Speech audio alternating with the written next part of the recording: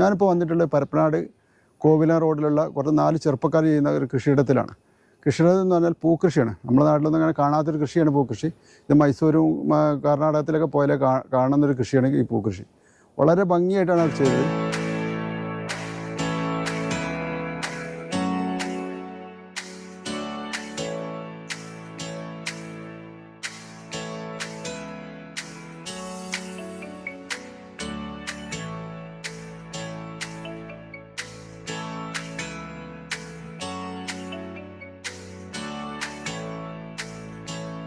എൻ്റെ പേര് ഷാജി.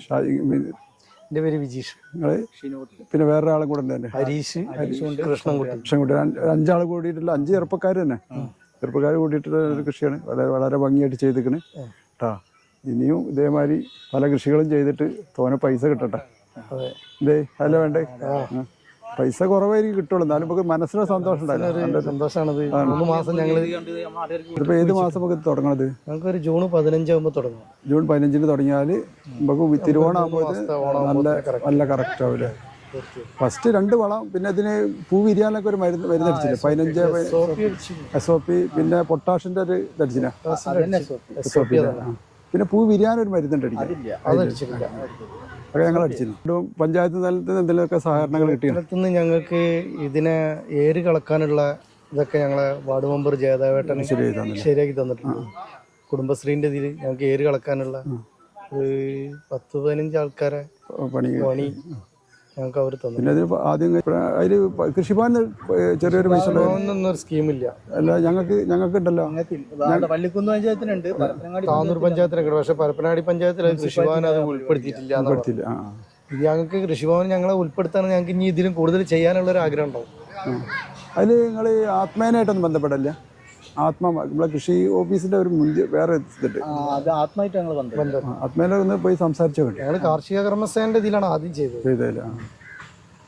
ഇപ്പൊ കിട്ടിയാൽ നമുക്ക് വളണ്ട വാങ്ങാനുള്ള പൈസയും കിട്ടിയാൽ കിട്ടാണ്.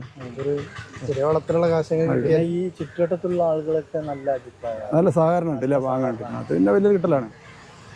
പിന്നെ ഇതിമ്പോഴെന്ന് വെച്ചാല് പിന്നെ ഇപ്പൊ ഞങ്ങൾ ഇവിടെ ഇല്ലെങ്കിലും ആ കടക്കാരെ ഞങ്ങളെ വിളിച്ചു വരുത്തും. മൂപ്പര് നിതീഷേട്ട ഈ വീട്ടുകാരെ അപ്പുറത്ത് ദിലീപേട്ട, ഇവിടുത്തെ തീരെ പറഞ്ഞത് ഈ വീട്ടിലെ എല്ലാവരും നമ്മളെ വിളിച്ചു വരും. ഇതെല്ലാവരും കണ്ണിനൊരു കുളിർമട്ടുന്ന സാധനമാണല്ലോ. ഏതൊരു കൃഷി ഉണ്ടായാലും ഇപ്പൊ കൃഷി ഏതുണ്ടാക്കിയാലും മനസ്സ് സന്തോഷമാണ്. ഇതിന്റെ അത്ര സുഖം വേറെ ഒന്നും കിട്ടൂല ഞങ്ങൾക്ക്. പിന്നെ ഏറ്റവും നല്ലൊരു ഉപകാരം തന്നത് ഞങ്ങളെ ഈ സ്ഥലത്തിന്റെ ഓണർ ഉണ്ട്. ഓണർ പേര് പറയണം. വിളക്കനാട്ടില് എന്താ ഒരു പേര്, രമണിയമ്മ അവരെ പറമ്പാണ്. ഇന്ന് ഞാൻ ഇവിടെ വന്നപ്പോൾ നമ്മളെ പൂക്കൃഷി നടത്തുന്നിടത്ത് 8ാം വാർഡ് മെമ്പറായ ജയദേവട്ടനുണ്ട്.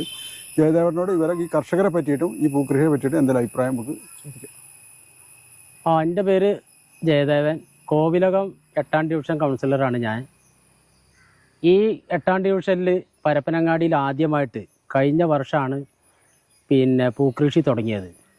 അത് കൃഷ്ണൻകുട്ടി, ഷാജി, വിജീഷ്, ഷിനോദ്, ഹരീഷ് എന്നീ കൂട്ടായ്മയോട് കൂടിയിട്ടാണ് ഇവർ പൂക്കൃഷി ആരംഭിച്ചത്. അത് പരപ്പനങ്ങാടിയിൽ ഇവരല്ലാതെ വേറെ ആരും തന്നെ ഇത്തരത്തിലുള്ളൊരു പൂക്കൃഷി ആരംഭിച്ചിട്ടില്ല. പരപ്പനങ്ങാടിയിൽ നടന്ന കഴിഞ്ഞ വർഷത്തെ മുഴുവൻ ആഘോഷ പരിപാടിക്കും ഈ പൂക്കൃഷിയിൽ നിന്നാണ് പുഷ്പം ഇവർക്ക് കൊടുക്കാൻ സാധിച്ചത്.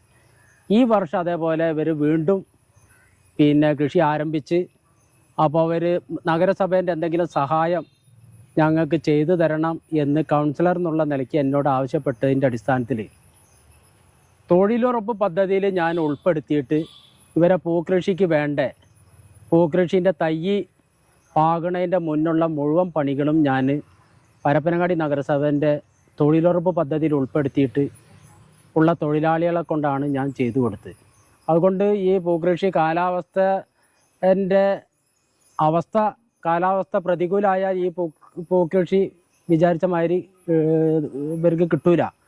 എന്നാലും ഇവരെ ഭാഗ്യം കൊണ്ട് എന്തായാലും വലിയ കുഴപ്പമില്ലാത്ത രീതിയിൽ ഈ പ്രാവശ്യം നല്ല പൂക്കൃഷിയാണ്. പരപ്പനങ്ങാടിയിൽ വലിയൊരു മാതൃകാപരമായിട്ട് പൂക്കൃഷി നടത്തിയ ഒരു കൂട്ടായ്മയാണ് കൃഷ്ണൻകുട്ടീൻ്റെ നേതൃത്വത്തിൽ, ചെറുകുറ്റിത്തറയിൽ കൃഷ്ണൻകുട്ടീൻ്റെ നേതൃത്വത്തിലാണ് ഈ പൂക്കൃഷി ഇവിടെ ആരംഭിച്ചത്. ഈ നാട്ടിൽ പരപ്പനങ്ങാടിയിലുള്ള നഗരസഭൻ്റെ പരപ്പനങ്ങാടിയിലുള്ള മുഴുവൻ കർഷകരെയും നല്ല സഹകരണവും സഹായങ്ങളും പ്രോത്സാഹനവും ഈ കൂട്ടായ്മയ്ക്ക് ഈ 8ാം വാർഡിൽ നടന്ന ഈ പൂക്കൃഷിക്ക് കൃഷ്ണൻകുട്ടി ആൻഡ് ടീമിനെ നല്ല പ്രോത്സാഹനം എല്ലാം ലഭിച്ചിട്ടുണ്ട്.